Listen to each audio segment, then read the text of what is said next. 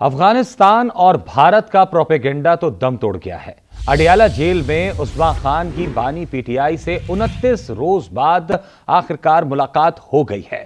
عثمان خان نے بانی کی صحت سے متعلق افواہیں مسترد کر دی ہیں۔ تصدیق کی ہے کہ بانی مکمل طور پر صحت مند ہے۔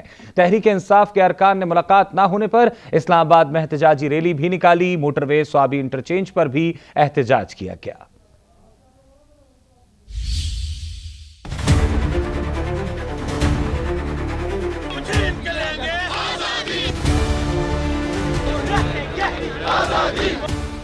بانی P T I Adiala jail میں ہی ہے، صحت بھی بہتر ہے۔ بہن عثمان خان نے ملاقات کے بعد صحت سے متعلق افواہوں کی تردید کر دی۔ الحمدللہ آج خان صاحب سے میری ملاقات ہوئی۔ جب میں ان کے ملی تو وہ بہت ڈسٹربڈ اور بہت غصے میں تھے۔ چھوٹے سے کمرے میں کہتے 4 ہفتے سے کسی کو ملنے نہیں دیا۔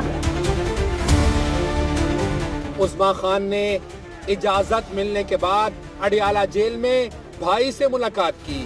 ملاقات کے بعد عثمان خان نے صحت سے متعلق اطمینان کا اظہار کر دیا، ساتھ ہی دعویٰ کیا بانی کو قید تنہائی میں رکھا جا رہا ہے۔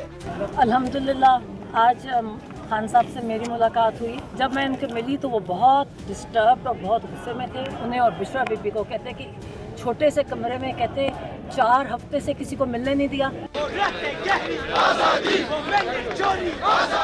بیرسٹر گوہر اور لطیف کوسہ سمیت رہنماؤں اور کارکنوں کی بڑی تعداد اڈیالہ جیل پہنچ گئی۔ بیرسٹر گوہر نے بانی سے بہن کی ملاقات پر اظہار مسرت کیا۔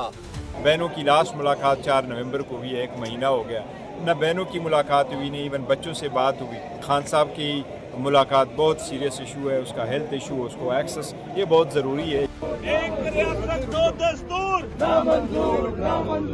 تحریک انصاف نے پارلیمنٹ سے اسلام آباد ہائی کورٹ تک ریلی نکالی۔ ریلی میں خیبر پختونخوا کے ارکان اسمبلی نے بھی شرکت کی۔